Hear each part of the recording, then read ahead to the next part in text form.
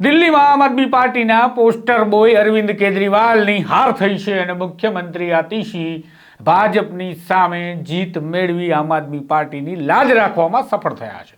આમ આદમી પાર્ટીનું જબરું ધોવાણ થયું છે, કોંગ્રેસના સુપડા સાફ થયા છે અને આમ આદમી પાર્ટીના દિગ્ગજો જે મેદાનમાં હતા અને સરકારમાં પણ હતા એ પણ ધોવાઈ ગયા છે, એટલે કે હારી ગયા છે। વિગતે વાત કરીએ દિલ્હી ચૂંટણીના પરિણામોની।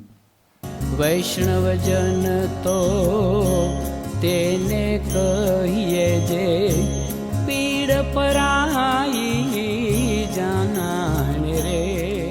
નમસ્કાર, હું છું આપની સાથે તુષાર બસિયા। નવજીવન ન્યૂઝમાં આપનું સ્વાગત છે। દિલ્હીની કુલ 70 વિધાનસભાની બેઠકો પર આમ આદમી પાર્ટી ચૂંટણી લડી રહી હતી, કોંગ્રેસ ચૂંટણી લડી રહી હતી, ભારતીય જનતા પાર્ટી ચૂંટણી લડી રહી હતી અને આજે પરિણામો સામે આવવા લાગ્યા છે અને પરિણામ ભાજપની તરફેણમાં છે, એટલે કે કહી શકાય દિલ્હી પર સત્તા હાંસલ કરવામાં ભાજપ સફળ રહ્યું છે। ટૂંકમાં હવે દિલ્હીની સરકાર ભાજપ બનાવશે અને ચલાવશે, પરંતુ આમ આદમી પાર્ટી કે જે દિલ્હીથી પેદા થઈ છે, દિલ્હીથી ચાલતી થઈ છે, દિલ્હીથી તેનો ઉદય અને વિકાસ બધું જ દિલ્હીથી થયું છે અને તેના માટે હંમેશા તેના સુપ્રીમ લીડર એટલે કે પોસ્ટર બોય અરવિંદ કેજરીવાલ કેન્દ્રમાં રહ્યા છે। અરવિંદ કેજરીવાલ જે સેન્ટર ઓફ અટ્રેક્શન આમ આદમી પાર્ટીનું હતા, તેઓ જેલમાં ગયા, મુખ્યમંત્રી હતા, બાદમાં બહાર આવ્યા અને મુખ્યમંત્રી પદેથી રાજીનામું આપ્યું અને આતિશીને મુખ્યમંત્રી જાહેર કર્યા અને ત્યારે તેમણે કહ્યું હતું કે હવે દિલ્હીની જનતા પરિણામ આપશે અને આજે પરિણામ આવી ગયું।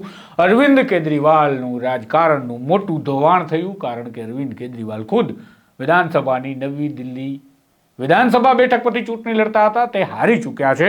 તેમની સામે ભારતીય જનતા પાર્ટીના પરેશ વર્મા ચૂંટણી લડી રહ્યા હતા અને અરવિંદ કેજરીવાલને પરેશ વર્માએ 3186 મતથી હરાવી દીધા છે અને નવા સીએમ જેને અરવિંદ કેજરીવાલે ઉત્તરાધિકારી તરીકે બનાવ્યા હતા એ આતિશી પણ માંડ માંડ એમ કહેવાય કે સરકતું જતું હતું। તેઓ હાર તરફ હતા અને અચાનક બાજી પલટાય અને પાતળી સરસાઈથી તેઓ ભારતીય જનતા પાર્ટીના ઉમેદવાર રમેશ બિધુડીથી આગળ થયા અને હવે તેઓ કાલકાજી બેઠક પરથી ચૂંટણી જીતી ગયા છે, એટલે કે આતિશીએ ભાજપની સામે આમ આદમી પાર્ટીની વિધાનસભા ચૂંટણીમાં આબરૂ રાખી લીધી, અન્યથા એ ધોવાણ પણ થાત કે આમ આદમી પાર્ટીના મુખ્યમંત્રી પણ હારી ગયા।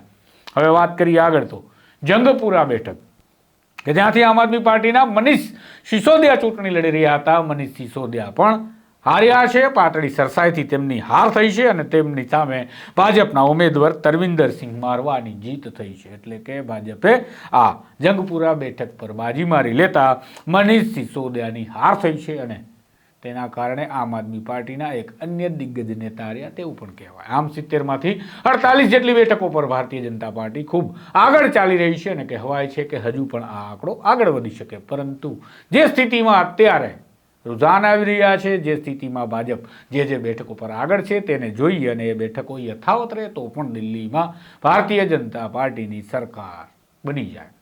હવે વાત કરીએ કોંગ્રેસની, તો કોંગ્રેસના તો સુપડા સાફ છે, અન્ય પક્ષોના પણ સુપડા સાફ છે। આમ આદમી પાર્ટી કે જે દાવા કરી રહી હતી કે અમે ભ્રષ્ટાચારની સામે લડ્યા, દિલ્હીની સુવિધાઓ માટે લડ્યા, ઝુગ્ગી ઝોપડીઓ માટે લડ્યા, ગરીબો માટે લડ્યા, દેશ માટે લડ્યા, સંવિધાન માટે લડ્યા, હવે તેઓ આટલું લડ્યા બાદ લિકર પોલિસીના કારણે કેજરીવાલ જેલમાં ગયા હતા અને જેલમાંથી છૂટીને આવ્યા અને તેમણે કહ્યું કે જનાદેશ માંગીશું એટલે રાજીનામું આપું છું કે જનતા હવે આ જનાદેશ આપી અને મને ફરી ચૂંટે ત્યારે જઈને હું મુખ્યમંત્રી બનીશ, પરંતુ તેમના સપના આમ પણ રોડાઈ ગયા છે। કદાચ આમ આદમી પાર્ટીની સરકાર બની હોત તો વાત અલગ છે, પરંતુ હવે તો આમ આદમી પાર્ટીની સરકાર દૂર દૂર સુધી બનતી દેખાતી નથી। આમ આદમી પાર્ટીનું દિલ્હીમાં ધોવાણ આખા દેશમાં આમ આદમી પાર્ટીના કાર્યકર્તાઓને મોટો ધક્કો છે અને આમ આદમી પાર્ટીના કાર્યકર્તાઓ હવે સદમામાં રહેશે। થોડા દિવસ જોઈએ આમ આદમી પાર્ટી આ ડેમેજને કેવી રીતે કંટ્રોલ કરે છે, કારણ કે એક હારથી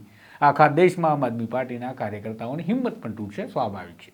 કોંગ્રેસની હિંમત તૂટવાનો તો સવાલ નથી, કારણ કે તેમની તો ખૂબ લાંબા સમયથી હિંમત તૂટી હતી અને 27 વર્ષ બાદ હવે ભાજપ સરકાર બનાવવા જઈ રહ્યું છે ત્યારે દિલ્હીમાં ભારતીય જનતા પાર્ટીના કાર્યકર્તાઓનો પોરસ સમાતો નથી અને દેશભરમાં ઉજવણી કરવા માટેની હાલ ભારતીય જનતા પાર્ટીના કાર્યાલયોમાં તડામાર તૈયારી ચાલી રહી છે। આ પ્રકારના અહેવાલ વિગતવાર સમાચાર માટે જોડાયેલા રહેજો નવજીવન સાથે। નમસ્કાર। વૈષ્ણવજન તો તેને કહીએ જે પીડ પરાઈ